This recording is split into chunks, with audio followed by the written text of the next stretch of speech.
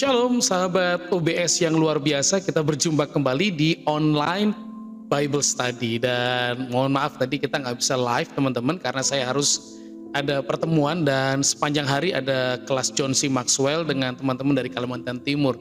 Dan sekali lagi terima kasih buat teman-teman yang sudah join selama ini, menopang saya, memberikan support dan semangat gitu ya untuk di DM gitu ya, atau di chat WA, mereka berterima kasih atau memberikan apresiasi sehingga saya pun makin bersemangat gitu ya untuk kita belajar firman Tuhan, membahas kitab demi kitab, ayat demi ayat dengan baik sehingga kita memiliki pemahaman yang tepat tentang ayat pada teologianya, pada konteksnya, sehingga secara kontekstual kita berpikirnya benar dan kemudian baru kita mengaplikasikannya pada masa sekarang. Dan sekarang ini kita akan masuk di dalam Efesus pasal yang kelima ayat 15 sampai ayat 17. Bagi sahabat-sahabat OBS yang mungkin ini ngomongin apa sih OBS, itu sekali lagi adalah online Bible Study. Jadi kita belajar Alkitab secara online semacam ini saudara ya. Dan kalau Anda bingung kenapa harus pasal 5 ayat 15. Nah sebenarnya ini sebuah urutan tentang kitab Efesus. Dan puji Tuhan kalau kita pelajari, berarti kita kalau saudara mau belajar dari Efesus pasal 1 bisa melihat IGTV sebelumnya untuk Anda belajar sepenuhnya tentang apa yang kita pelajari. Dan hari ini kita akan belajar meminta hikmat Tuhan turun memberkati setiap kehidupan kita sehingga memahami, mengerti perkataan firman ini. Nah, Efesus 5:15 sampai 17 demikian firman Tuhan. Karena itu perhatikanlah dengan seksama bagaimana kamu hidup. Janganlah seperti orang bebal tetapi seperti orang arif, dan pergunakanlah waktu yang ada karena hari-hari ini adalah jahat. Sebab itu janganlah kamu bodoh tetapi usahakanlah supaya kamu mengerti kehendak Tuhan. Nah ini menarik, ketika Anda membaca ayat sebelumnya diterangkan bahwa kita ini anak-anak terang berbuahkan. Kan disebutkan bahwa kita berbuahkan tentang kebaikan, kita berbuahkan kebenaran, dan kita juga berbuahkan damai sejahtera. Jadi cara hidup kita, kebaikan, keadilan, dan kebenaran itu buah dari anak-anak terang. Nah karena kita ini anak-anak terang, maka kita juga harus berhati-hati dengan hidup ini. Sehingga ayat 14 mengingatkan, ayo jangan tertidur, tapi bangkit. Karena terang sudah bercahaya atasmu, terang Kristus. Kamu adalah terang dunia. Ketika dalam Kristus jadi terang, jadi kita nggak tertidur lagi, kita nggak terpuruk, kita tidak seperti dibutakan atau dipingsankan bahasanya ya oleh kegelapan, tertidur dengan dosa. Tapi akhirnya kita bangkit karena ada terang di dalamnya. Nah ayat 15 kemudian beritahu kepada kita, karena kita adalah anak terang, karena itu yang mana? Itu yang di atasnya, yaitu Anda dengan saya adalah anak-anak terang, bukan anak-anak kegelapan. Maka anak-anak terang harus perhatikan dengan seksama bagaimana kamu hidup. Nah ini Paulus itu selalu berkaitan kalau menurut saudara ya, yaitu karena itu di atasnya. Karena yang di atasnya kita adalah anak-anak terang, maka blepo saudara ya, memperhatikan dengan meneliti. Jadi nggak cuman ayo dengar kata saya terus lupa, bukan, betul-betul meneliti. Kalau dalam bahasa teman-teman Katolik itu ada kontemplasi, merenungkan, memikirkan, betul-betul perhatikan bagaimana dengan seksama, betul-betul koreksi kehidupan kita, bagaimana kamu hidup. Jangan seperti orang yang asofia, tetapi orang yang sofia. Nah kata Sofia itu orang yang bijak, orang yang berhikmat. Nah memang kalau bicara Sofia selalu bicara tentang pacar gelap. Oh bukan, itu Sevia saudara ya, Sofia. Nah Sofia atau Sophos kalau dalam bahasa Yunani bicara tentang pengetahuan, tentang hikmat secara pengetahuan. Kalau Ibrani, hikmat selalu bicara tentang bagaimana menjalani hidup, bagaimana mengerti kehidupan, bagaimana belajar tentang hidup ini. Nah Paulus karena gennya adalah orang Ibrani, tapi pengetahuannya Yunani, dia menggunakan dua hal ini, yaitu Anda dengan saya harus betul-betul blepo, memperhatikan, betul-betul mengawasi cara hidupmu. Jangan seperti orang yang asofos tanpa hikmat. Jadi kalau orang bebal itu orang yang nggak pernah mikir, orang yang nggak pernah peduli, nggak pernah memperhatikan cara hidupnya. Pokoknya hari ini saya lakukan, belakangan lah akibatnya apa. Pokoknya saya tampar anak saya, mau nanti dia marah, belakangan lah. Atau anak-anak kemudian akhirnya menjadi pemarah, melukai orang tuanya, pasangan saling melukai. Oh, nanti saja itu masalahnya. Oh enggak. Betul-betul memperhatikan efek dari apa yang kita putuskan, efek dari apa yang kita lakukan, itu betul-betul diperhatikan. Nah sekarang ini orang ada undang-undang ITE, awalnya marah sebenarnya. Tapi kalau nggak dibegitukan, orang nggak berhati-hati, nggak memperhatikan. Sekarang kalau orang mulai nyerang orang lain pakai ITE, nanti gampang ya, tinggal kemudian pakai materai 10.000 minta maaf bilangnya hilang. Nah itu orang tidak memperhatikan dengan sungguh-sungguh cara hidupnya. Tapi kalau Anda di dalam Kristus, terang sudah bercahaya, Anda sudah bangkit dari pelanggaran, bangkit dari dosa, maka kita akan terus berupaya. Apa? Seperti orang Ari. Cara hidup orang yang bijak, punya pengetahuan, tidak terburu-buru keputusannya, tapi berdasarkan fakta, data, pengetahuan, pengertian yang benar, dan proses kehidupan ini. Kan kita bertambah tua, bertambah usia, makin ngerti main api itu jangan. Api itu ternyata bukan cuma jahat, tapi baik juga, bisa dikelola. Air baik, tapi bisa jahat kalau tidak dikelola. Nah itu hikmat karena kehidupan. Itu orang-orang Yahudi, saudara ya. Jadi Paulus mengingatkan, kita sudah beda, cara hidup kita beda, maka harus bijaksana, memperhatikan. Ayo jangan sampai jadi orang Kristen tapi nggak bijaksana terus, bro ya. Pemarahnya nambah, pelitnya juga nambah, nggak pedulinya makin nambah, mudinya, egoisnya makin tinggi, suka nyalain orang lain, nggak bijaksana. Hati-hati, bro saudara. Kemudian muncul, karena itu perhatikan dengan seksama, nggak cuma perhatikan, dan katanya pergunakan waktu yang ada. Nah kata dan atau kata yang kita kenal dalam bahasa Yunani adalah kata namanya kai, saudara ya. Kalau dalam bahasa Yunani sih memang bahasa Inggris juga redeeming the time, langsung saudara ya. Digunakan kata petunjuk tambahan oleh bahasa Indonesia, saudara ya, oleh LAI untuk menunjukkan bahwa ada dua hal yang harus kita lakukan. Ada dua aspek gitu ya. Satu, hikmat. Yang kedua adalah Anda dengan saya, orang-orang berhikmat, pergunakan waktu. Nah kata itu dengan kata kairos. Kairos membedakan dengan kata namanya kronos. Merongos, makros, nerobos, bolos, tongos, pelontos. Oh bukan ya. Nah jadi kata kairos seringkali diterjemahkan waktu Tuhan, tetapi harusnya diletakkan di tempat yang tepat ya. Jangan keburu-buru bilang waktu Tuhan ya. Tapi kronos, kairos bedanya apa? Kronos itu waktu, kairos juga waktu. Bedanya kronos itu waktu berurutan, kronologi. Sementara kairos adalah kesempatan. Di dalam seminggu ini itu kronologi ya. Saat hari pertama, kedua, ketiga, Senin, Selasa, Rabu, Kamis, ada namanya kesempatan. Hari Rabu. Dan bisa hilang seterusnya, atau bisa muncul dari Sabtu, kesempatan lagi, atau muncul di tahun berikutnya.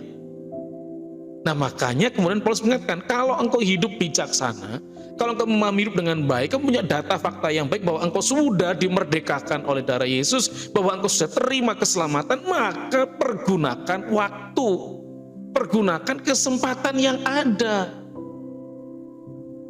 Karena hari-hari ini akan menjatuhkan Anda dengan saya. Pada masa itu murid-murid Yesus dijatuhkan dengan berhala-berhala, dijatuhkan dengan prinsip-prinsip nilai-nilai hidup yang bermasalah. Sama gak dengan kita hari ini? Sama.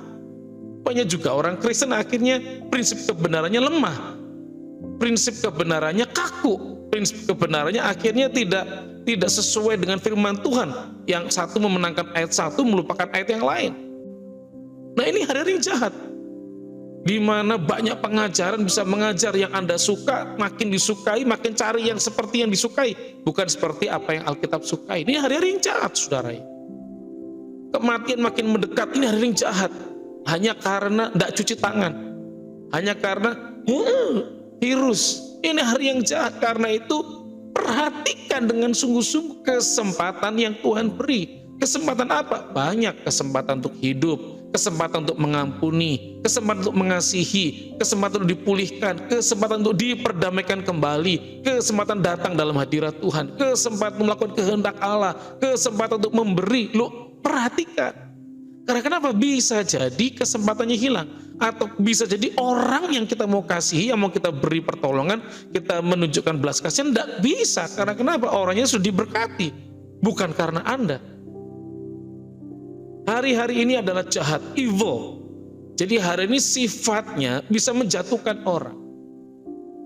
Uang bisa menjatuhkan hamba-hamba Tuhan juga. Kekuasaan bisa menjatuhkan anak-anak Tuhan juga. Kesombongan bisa menjatuhkan orang-orang percaya.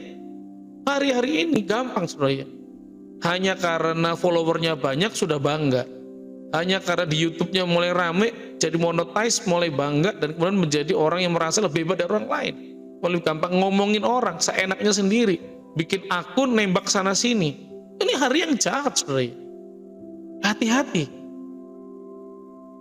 Kalau Anda diberikan kesempatan kairos. Nah, kairos itu muncul dari dewa Yunani saudara. Dewa Yunani dengan dua sayap kecil di kakinya. Nah, kenapa kemudian orang menerjemahkan menjadi waktunya Tuhan? Kemungkinan, saya juga nggak tahu dari mana bisa begitu, tapi saya tahu bahwa kalau kesempatan datang dari Tuhan, diizinkan oleh Tuhan. Dan kalau kemudian Tuhan cabut itu, kita nggak bisa mendapatkan kesempatan lagi. Nah, kemudian mungkin orang ngomong jadi waktunya Tuhan, saudara. Tapi sebenarnya kata kairos muncul dari dewa Yunani, saudara. Dewa ini memenuhi semua permintaan orang yang berhasil menangkap dia. Menangkap dewa kesempatan ini. Cuman walaupun kelihatannya dia berjalan, tapi karena dia ada dua sayap kecil di kakinya, dia bisa seperti terbang saudara, walaupun dia jalan. Nah, akhirnya ketika bicara dewa kairos, ada tiga manusia.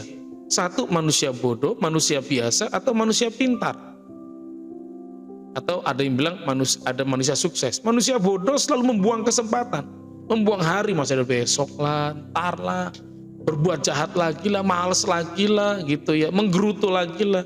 Orang biasa mencoba cari kesempatan. Aduh, apalagi ya, aku mesti ngapain ya, bagaimana? Orang pintar menggunakan kesempatan yang ada, tapi orang sukses menciptakan kesempatan.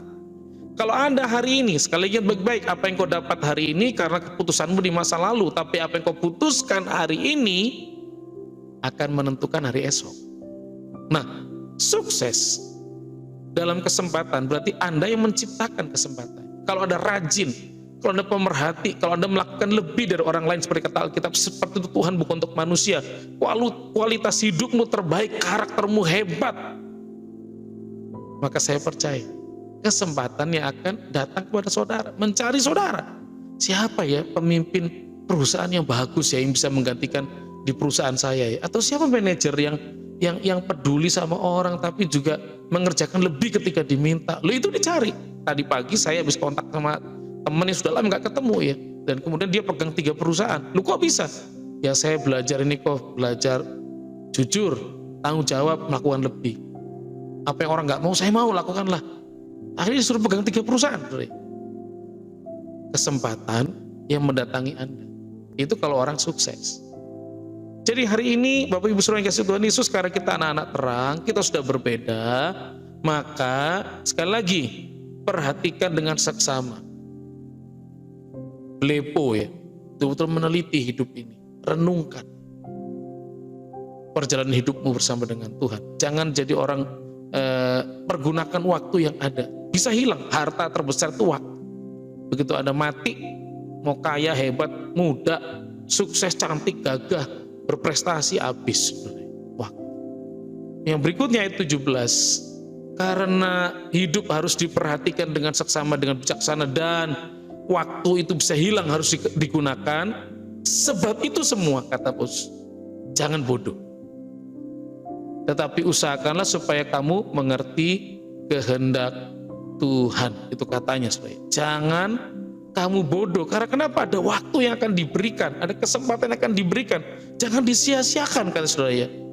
Nah, menariknya, saya mengajak saudara hati-hati dengan kata bodoh ini, karena kata ini dalam bahasa Yunani memberi terjemahan yang lain, yaitu nggak pedulian, saudara ya. Bukan cuman bodoh, bukan cuman nggak punya pikiran, tetapi ignorant gitu ya, nggak peduli dengan apa yang terjadi. Ya udahlah, nanti juga ada. Jangan bodoh, tapi usahakanlah supaya kamu mengerti kehendak Tuhan. Nah, di masa pandemi ini saudara, Jangan gak pedulian, udahlah nanti aja. Tuhan pasti tolong, iya Tuhan pasti tolong. Tapi kalau Tuhan mendorong hatimu, mendorong hidupmu, mendorong keinginanmu untuk menyenangkan hati Tuhan, untuk melakukan bagi sesama, untuk belajar peduli, untuk belajar duduk diam baca firman, untuk belajar peduli memperhatikan customermu atau customer memperhatikan di mana dia membeli barang. Kok Bapak itu hari ini nggak tersenyum ya? Ada apa ya? Kalau kita kadang cuek, udah nggak senyum, saya pergi ke tempat lain. Loh, hati kita harusnya berbeda Bapak Ibu.